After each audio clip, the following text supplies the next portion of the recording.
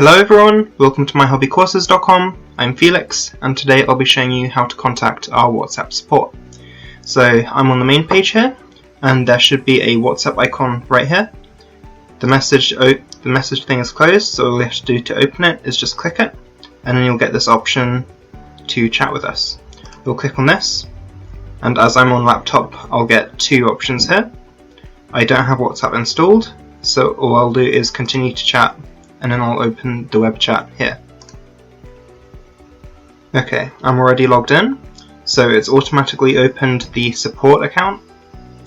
This is where you'll be writing your questions and queries if you need any help with anything. This is also where you go to if you need help with the payback cycle.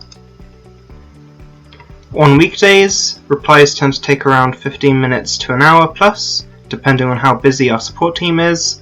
And on weekends, it can take maybe an hour or 2 hours. We'll get back to you as soon as we can, but things may be a bit delayed.